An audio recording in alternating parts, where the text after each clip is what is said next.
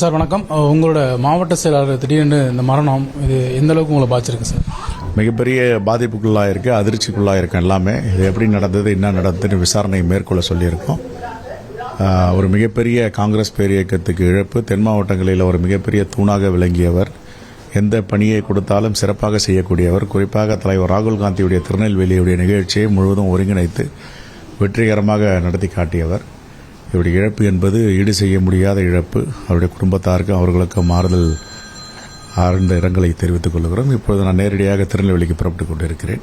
அங்கு சென்று காவல்துறை அதிகாரம் விசாரித்து பத்திரிகையாளர்களை நான் சந்திக்க இருக்கிறேன். ஒரு கடிதம் ஒன்று எழுதியிருக்காரு. அந்த கடிதம் ஏற்கனவே உங்களுக்கு வந்துச்சா, இல்லை தொடர்பாக ஏதாவது நடவடிக்கை எடுத்துருக்கா? ஏற்கனவே இந்த கடிதம் பரவலாக வந்துருச்சுன்னு சொல்றாங்க.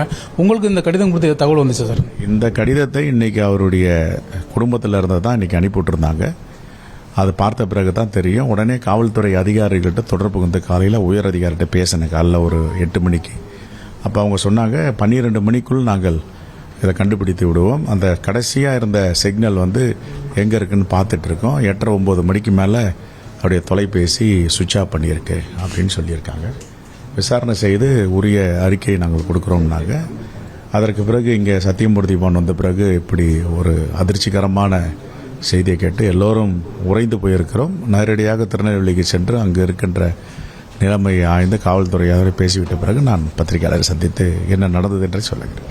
சார், இந்த கடிதத்தில் திரு ரூவி மனோகரன் உள்ளிட்ட கட்சியோட முக்கிய நிர்வாகிகள் மேலே அவர் குற்றம் சாட்டியிருக்காரு. அது தொடர்பாக நீங்கள் ஏதாவது நடவடிக்கை எடுப்பீங்களா? இல்லை, இப்போ எல்லாம் ஒரு 7-8 பேர் மேலே சொல்லியிருக்காரு. அவர் கொடுக்கல் வாங்கல் எல்லாரை பற்றி சொல்லியிருக்காரு. இதை அங்கே போய் விசாரித்த பிறகு அவங்க குடும்பத்தார்கிட்ட பேசின பிறகு தான் என்னன்னு தெரிய வரும். இதை இன்வெஸ்டிகேஷனில் இருக்கும்போது நாம் எதையும் இப்போ சொல்ல முடியாது. எதுவாக இருந்தாலும் இழப்பு, மிகப்பெரிய இழப்பு எங்களுடைய கட்சிக்கும், குறிப்பாக என்னை போன்றவர்களாம் மிகப்பெரிய இழப்பு. ஒரு சிறந்த நிர்வாகியை நாங்கள் எழுந்திருக்கிறோம். உண்மையான குற்றவாளியை நாங்கள் கண்டுபிடிப்பதற்கு எல்லா ஆயத்த வேலைகளையும் மேற்கொள்வோம். ஒரு தலைவராக தன்னோட தொண்டரோட இந்த மரணத்தை உங்களை எந்த அளவுக்கு பாதிச்சிருக்கு சார்? மிகப்பெரிய பாதிப்பு, மிகப்பெரிய இழப்பு. அதுவும் 2 வாரங்களுக்கு முன்பு அவர் செய்த பணிகள், தலைவர் ராகுல் காந்தியுடைய கூட்டத்தில் நடந்து கொண்ட விதம், அதை வெற்றிகரமாக செயல் திட்டம் தீட்டியது, மக்களை திரட்டியது ஒரு பிரமிப்பாக இருந்தது. ஒரு இந்த கட்சியினுடைய முதுகெலும்பு ஒன்று உடைந்திருக்கிறது, இந்த கட்சியுடைய தூண் ஒன்று சாய்ந்திருக்கிறது என்று தான் சொல்ல முடியும்.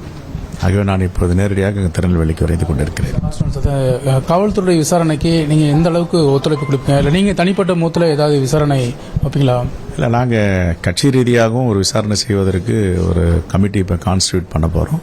அவர்களும் அறிவிப்பார்கள் கட்சியில் உள்ள பிரச்சனையை. அதே போன்ற காவல்துறை என்ன நடவடிக்கை எடுக்கிறதோ அந்த உண்மையான விசாரணையை அவர்கள் மேற்கொள்ள வேண்டும் என்று காவல்துறை அதிகாரியிடம் நாங்கள் கோரிக்கை வைத்திருக்கிறோம்.